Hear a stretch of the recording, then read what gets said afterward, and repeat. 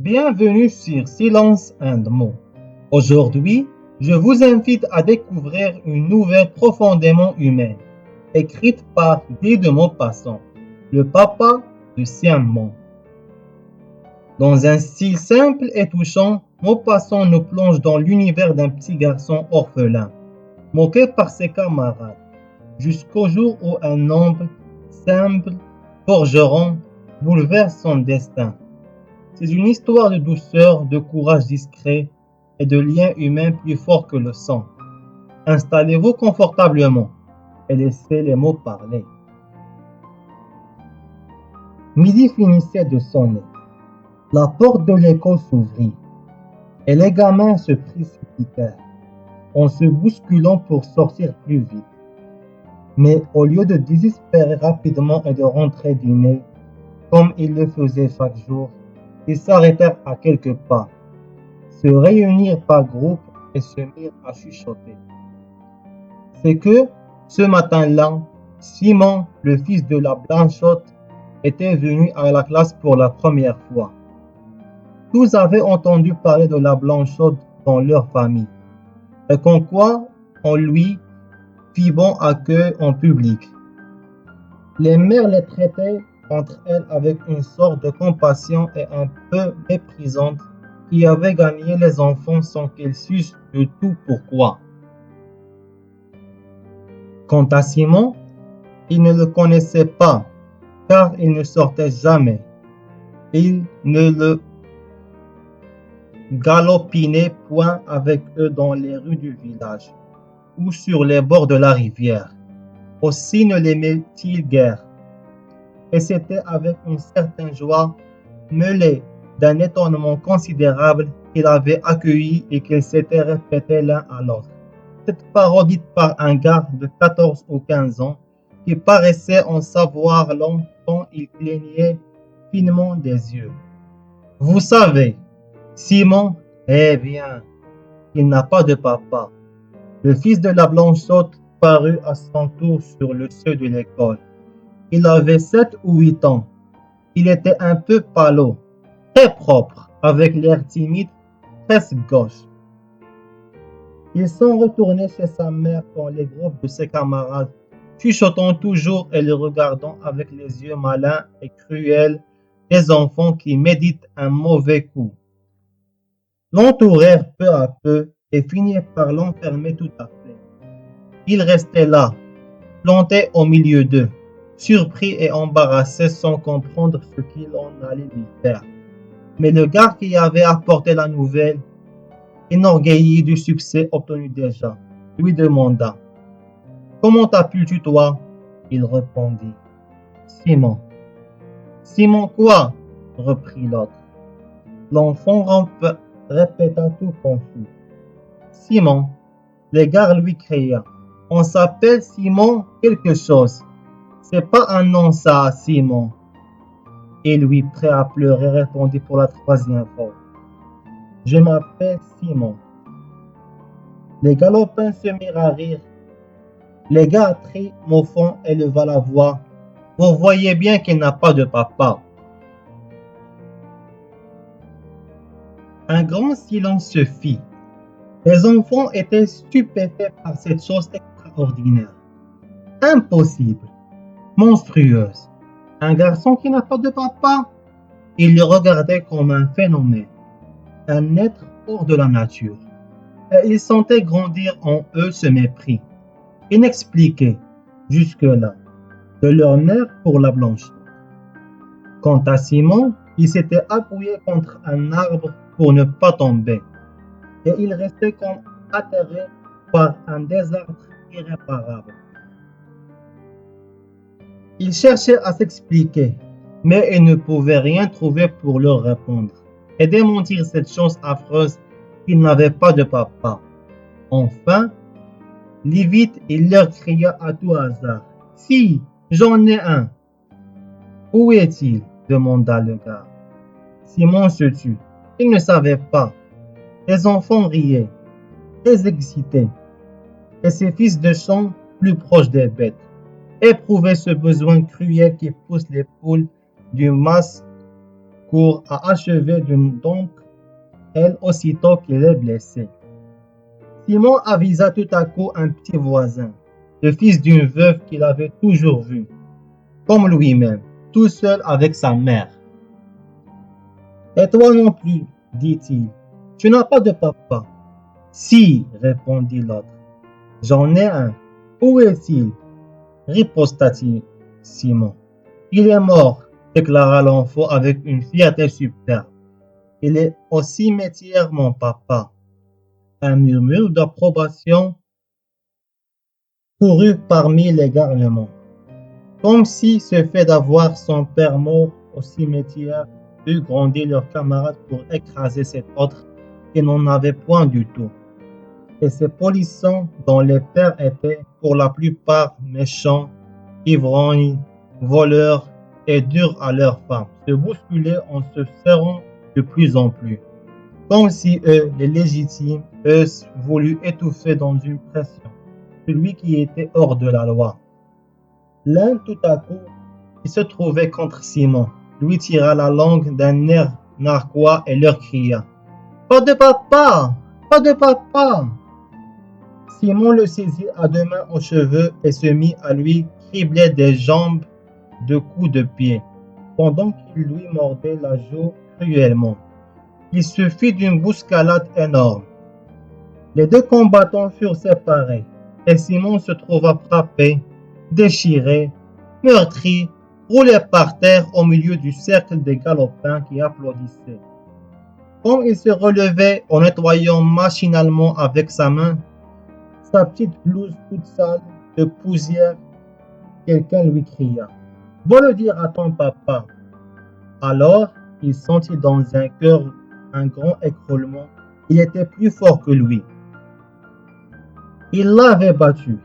Il ne pouvait point lui répondre, car il sentait bien que c'était vrai qu'il n'a pas de papa. Plein d'orgueil, il essaya pendant quelques secondes de lutter contre les larmes qui l'étranglaient. Il eut une suffocation, puis, sans cri, il se mit à pleurer par grands sanglots qui le secouaient précipitamment. Alors, une joie féroce éclata chez ses ennemis, et naturellement, ainsi que les sauvages dans leur gaieté terrible. Ils se prirent par la main et se mirent à danser en rond autour de lui, en répondant comme un refrain « Pas de papa! Pas de papa !» Mais Simon, tout à coup, cessa de sangloter. Une rage l'affola. Il y avait des pierres sous ses pieds. Il les ramassa et, de toutes ses forces, les lança contre ses bourreaux. 2 ou 3 furent atteints et se sauvèrent en criant. Et il avait l'air tellement formidable d'une panique eut lieu parmi les autres. Lâche comme l'est toujours la foule devant un homme exaspéré, ils se débandèrent et s'enfuirent. Resté seul, le petit enfant, son père se mit à courir vers les champs, car un souvenir lui était venu qui avait amené dans son esprit une grande résolution. Elle voulait se noyer dans la rivière. Il se rappelait en fait que 8 jours auparavant, un pauvre diable qui mendiait sa vie s'était jeté de l'eau parce qu'il n'avait plus d'argent. Simon était là lorsque le repêchait. Le triste bonhomme qui lui semblait ordinairement lamentable, malpropre et laid, l'avait alors frappé par son air tranquille. Avec ses joues pâles, sa longue barbe mouillée et ses yeux ouverts très calmes, on avait dit alentour « Il est mort ». Quelqu'un avait ajouté « Il est bien heureux maintenant ». Et Simon voulait aussi se noyer parce qu'il n'avait pas de père, comme ce misérable qui n'avait pas d'argent. Il arriva tout près de l'eau et la regarda couler. Quelques poissons flottent folâtraient, rapides dans le courant. L'air est par moments haussé un petit long et happé des mouches voltigeant à la surface. Il cessa de pleurer pour les voir car leur ménage l'intéressait beaucoup. Mais parfois, comme dans les accalmies, une tempête passe tout à coup de grandes rafales de vent qui font craquer les arbres et se perdre à l'horizon. Cette pensée lui revenait avec une douleur aiguë. Je vais me noyer parce que je n'ai point de papa. Il faisait très chaud, très bon. Le doux soleil chauffait l'air. L'eau brillait comme un miroir. Et Simon avait des minutes de béatitude, de cet alanguissement qui souillait les larmes, où il lui venait de grande envie de s'endormir sur l'herbe dans la chaleur. Une petite grenouille verte sauta sous ses pieds. Il essaya de la prendre. Elle lui échappa. Elle la poursuivit et la manqua 3 fois de suite. Enfin, il la saisit par l'extrémité de ses pattes derrière et il se mit à rire en voyant les efforts que faisait la bête pour s'échapper.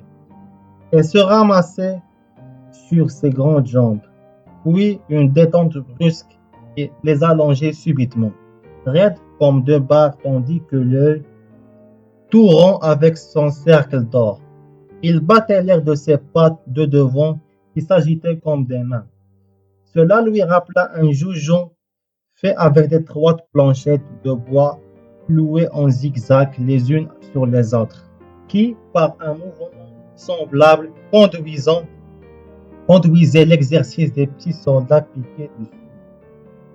Alors, il pensa à sa maison, puis à sa mère, et pris d'une grande tristesse, il recommença à pleurer. Des frissons lui passaient dans les membres. Il se mit à genoux et récita sa prière comme avant de s'endormir. Mais il ne put l'achever, car des sanglots lui revinrent si pressés, si tumultueux, qu'ils l'envahirent tout entier. Il ne pensait plus, il ne voyait plus autour de lui, et lui était occupé qu'à pleurer.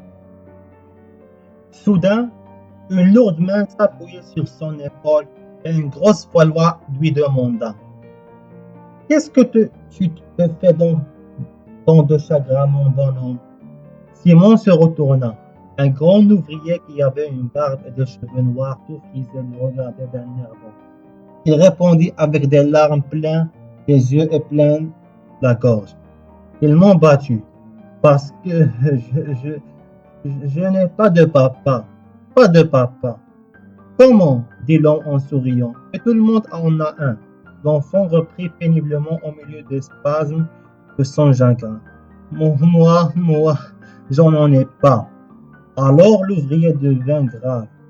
Il avait reconnu les fils de la Blanchon, et quoique nouveau dans le pays, il savait vaguement son histoire. « Allons, dit-il, console-toi, mon garçon, et viens-t'en avec moi chez ta maman.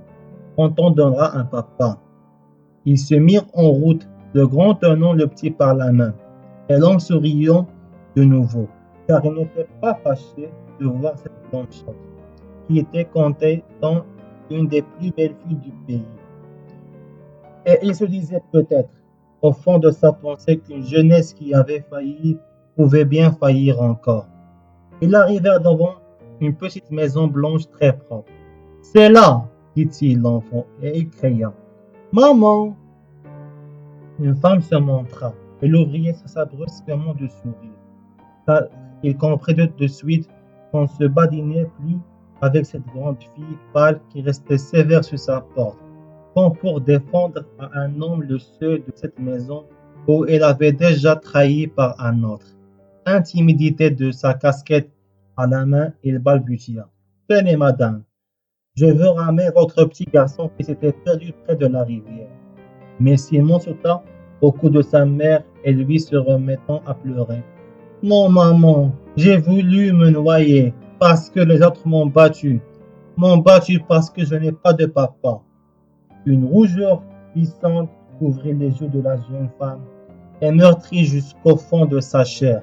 Il embrassa son enfant à violence pendant que les larmes rapides lui coulaient sur la figure. L'homme ému restait là, ne sachant comment partir.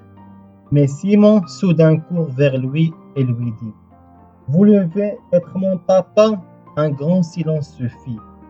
La Blanchante, muette, torturée de honte, s'appuyait contre le mur, les 2 mains sur son cœur. L'enfant, voyant qu'on ne lui répondait point, reprit: « Si vous ne voulez pas, je vais retourner pourrais m'en noyer.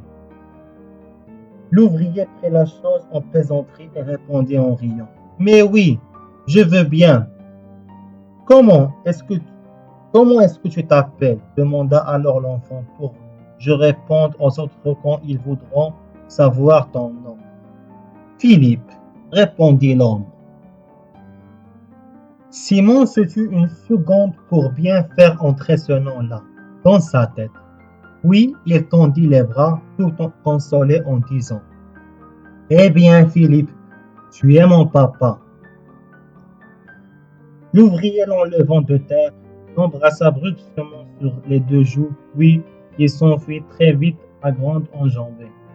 Quand l'enfant entra dans l'école le lendemain, une rire méchant l'accueillit. Et à la sortie, lorsque les gars voulurent recommencer, Simon lui jeta ses mots à la tête, comme il aurait fait une pierre. Il s'appelle Philippe, mon papa. Des hurlements de joie jaillirent de tous les côtés. Philippe qui? Philippe quoi? Qu'est-ce que c'est ça, Philippe? Où l'as-tu pris, ton Philippe? Simon ne répondit rien. Et, inébranlable dans sa foi, il les défiait de l'œil, prêt à se laisser martyriser plutôt que de fuir devant eux. Le maître de l'école délivra et il retourna chez sa mère. Pendant 3 fois, le grand ouvrier Philippe passa souvent près de la maison de la Blanchonne et quelquefois, il enhardissait à lui parler lorsqu'il voyait Toussaint auprès de sa fenêtre. Elle lui répondait poliment, toujours grave, sans rire jamais avec lui, et sans le laisser entrer chez elle. Cependant, un peu fat comme tous les hommes, il s'imagina qu'il était souvent plus rouge que de coutume lorsqu'il causait avec lui. Mais une réputation tombée est si pénible à refaire et demeure toujours si fragile que malgré la réserve ombrageuse de la Blanchonne, on jasait déjà dans le pays. Quant à Simon, il aimait beaucoup son nouveau papa et se promenait avec lui presque tous les soirs. La journée finie, il allait assidûment à l'école et passait au milieu de ses camarades fort dignes sans leur répondre jamais. Un jour, pourtant, le gars qui l'avait attaqué le premier lui dit « Tu as menti, tu n'as pas de papa, qui s'appelle Philippe. » « Pourquoi ça ?» demanda Simon très ému. Le gars se frottait les mains. Il reprit « Parce que si tu en avais un, il serait le mari de ta maman. » Simon se troubla devant la justesse de ce raisonnement. Néanmoins, il répondit « C'est mon papa tout de même. » Ça se peut bien, dit le gars en ricanant, mais ce n'est pas ton papa tout à fait. Le petit à la Blanchonne coupa la tête et s'en alla rêver du côté de la forge au père Loison, où travaillait Philippe. Cette forge était ensevelie sous des arbres. Il les faisait très sombres. Seule la lueur rouge d'un foyer formidable éclairait par un grand reflet 5 forgerons aux bras nus qui frappaient sur leur enclume avec un terrible fracas. Ils se tenaient debout, enflammés comme des démons, les yeux fixés sur le fer art qu'ils torturaient, et leurs lourdes pensées montaient et retombaient avec leur marteau. Simon entra sans être vu et alla tout doucement tirer son ami par la manche. Celui-ci se retourna. Soudain, le travail s'interrompit et tous les hommes regardèrent, très attentifs. Alors, au milieu de ce silence inaccoutumé, monta la petite voix frêle de Simon. « Dis donc, Philippe, le gars à la michonne qui m'a conté tout à l'heure que tu n'étais pas mon papa tout à fait. Pourquoi ça ?» demanda l'ouvrier. L'enfant répondit avec toute sa naïveté.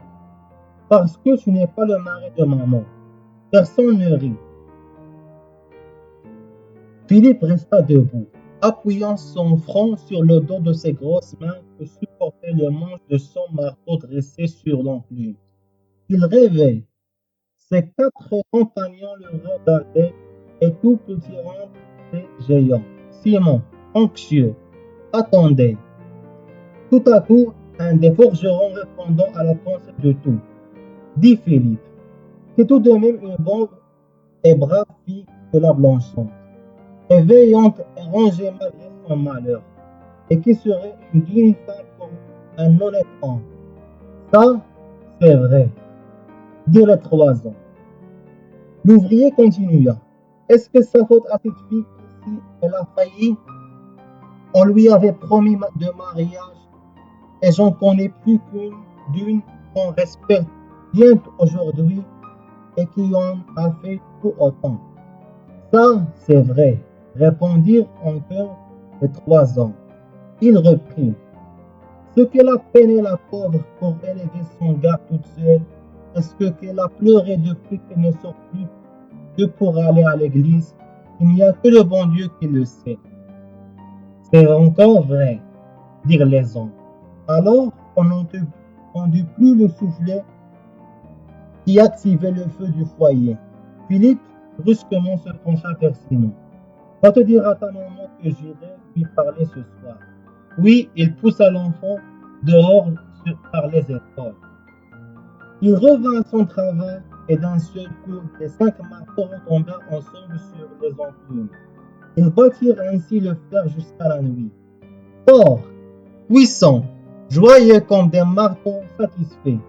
Mais de même que le bourdon d'une cathédrale résonne dans les jours de fête au-dessus du tintement des autres cloches, ainsi le marteau de Philippe, dominant le fracas des autres, s'abattait de seconde en seconde avec un vacarme assourdissant.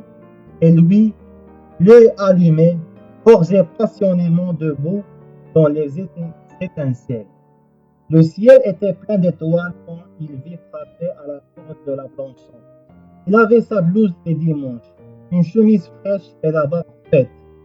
Le jeune femme se montra sur le seuil et lui dit d'un air peiné. C'est mal de venir ainsi la nuit tombée, monsieur. Il voulut répondre balbutia et resta confus devant elle. Elle reprit. Vous comprenez bien pourtant qu'il ne faut plus qu'on en parle de moi. Alors, lui tout à coup. Qu'est-ce que ça fait, dit-il, si vous voulez être ma femme? Aucune voix ne lui répondit, mais elle crut entendre dans l'ombre de la chambre le bruit d'un corps qui s'adressait. Il entra bien vite et Simon, qui était couché dans son lit, distingua le son d'un baiser et quelques mots que sa mère murmurait bien bas. Puis, tout à coup, il se sentit enlevé dans les mains de son ami, et celui-ci, le tenant au bout de ses bras, lui cria. Tu leur diras à tes camarades que ton papa, c'est bien Philippe Rémy, le forgeron, et qu'il ira tirer les oreilles à tous ceux qui te feront du mal. Le lendemain, comme l'école était pleine et que la classe allait commencer, le petit Simon se leva tout pâle et des lèvres tremblantes. Mon papa, dit-il d'une voix claire, c'est Philippe Rémy le forgeron, et il a promis qu'il tirerait les oreilles à tous ceux qui me feraient du mal. Cette fois, personne ne rit plus, car on le connaissait bien, ce Philippe Rémy, le forgeron, et c'était un papa, celui-là dont tout le monde, eux, était fier. C'était le papa de Simon, de Guy de Maupassant. Une nouvelle très courte, mais pleine de sens. Une histoire d'amour discret, de liens humains et d'un destin transformé par un simple geste de bonté.